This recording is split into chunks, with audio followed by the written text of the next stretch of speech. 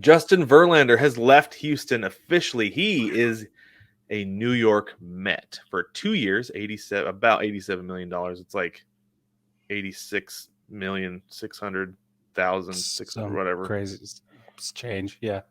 It's basically like 86 and 2/3 Right. $1 million.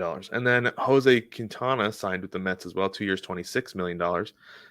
The Mets also got another pitcher. They got a pitcher from Japan who is the highly sought after free agent. Yep. Kodai Senga signed for 5 years, $75 million. That's a big deal that It's a they're big really deal. loading up this rotation, because you lose Jacob deGrom and then you come in with this. It's like, It's I don't want to okay. say addition by subtraction, but it's definitely Yeah. stepping up replacements, right? Yeah. Yeah. That's great. So I good think for the addition by Mets. subtraction isn't bad, actually, as far as the analogy goes.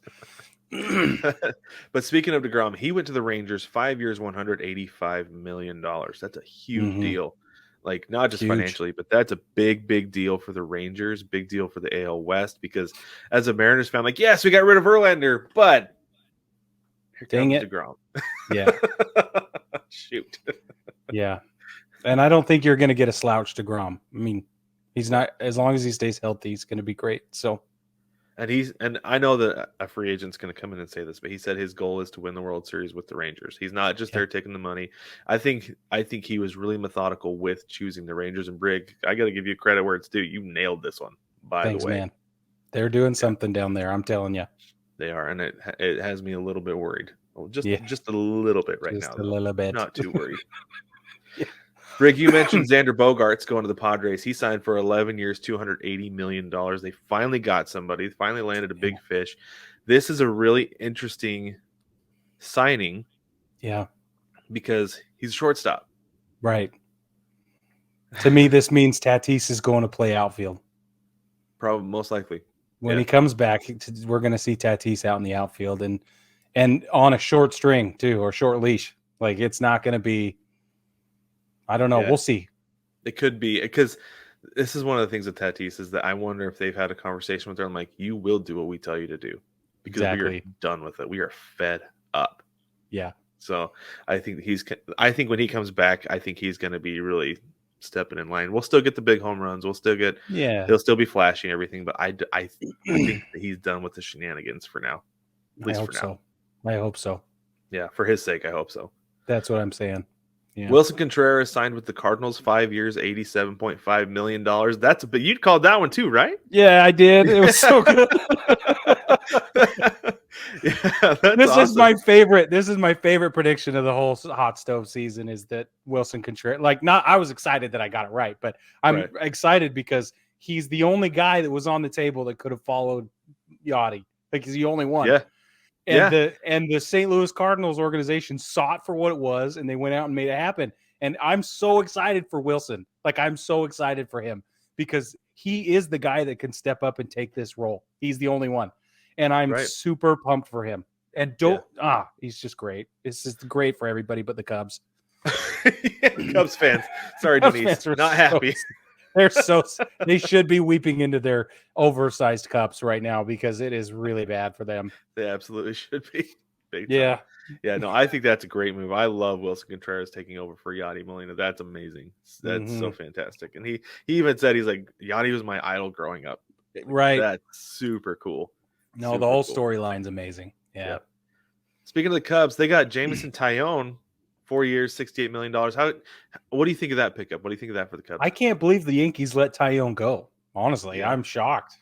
Like, this is a money dangle thing. Like, the Yankees just weren't willing to offer him that much money. Otherwise, I think he stayed in New York. I was pretty surprised that he left, but like, as a Yankees fan, I'm not like, I don't know. I'm not shocked because they were so worried about other guys, but the Cubs picked up a terrific arm.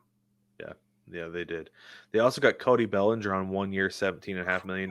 This is a prove-it deal for Bellinger to prove that he's not absolutely washed. And I actually think they got a pretty good deal for him because he hits really well when defenses play him straight up. He's got an over 300 batting average against teams when they're not shifting on him. And with the shift gone, he could – I don't know that he's – like I said, I don't know that he's necessarily going to return to form, but he could have a good year. Yeah, it's gonna be a short string situation as well for him, but Right. we'll see. But I think it's fun.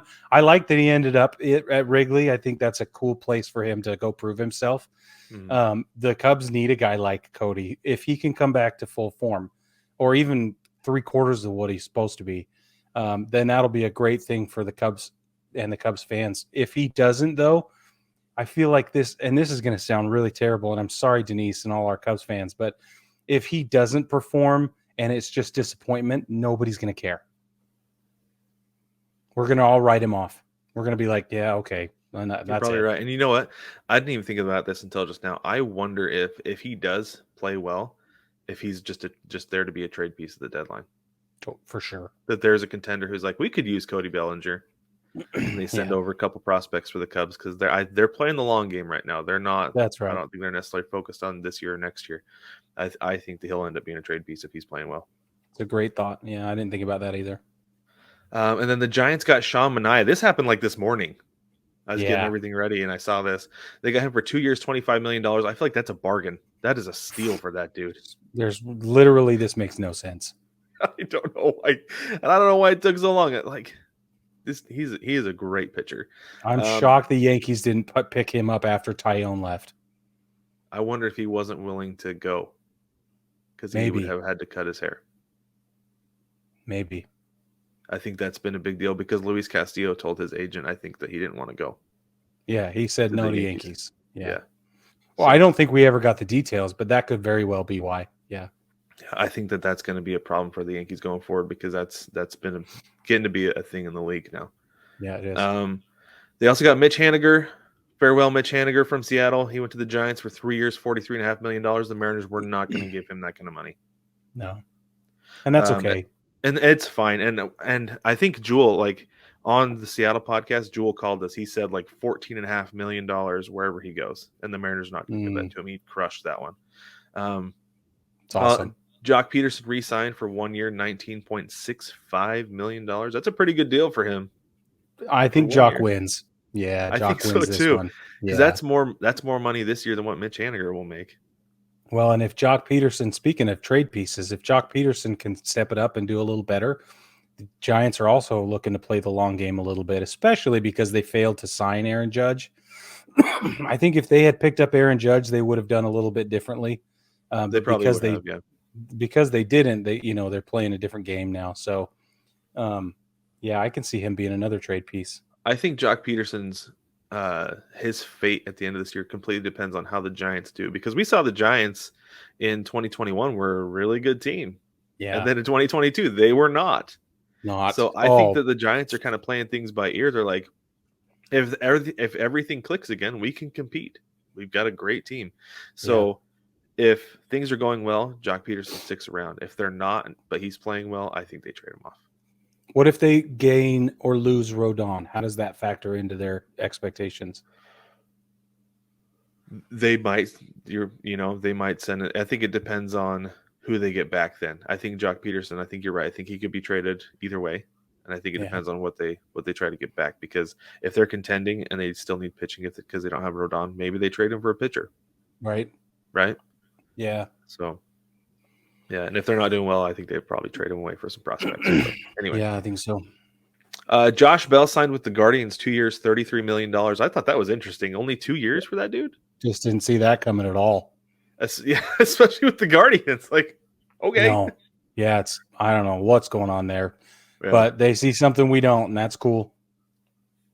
Like, I was thinking he sees something that we don't. But I was legitimately surprised he only got 2 years. I would have expected like 3, maybe 4 at least. Yeah, 4. 4 made a lot of sense. I don't know.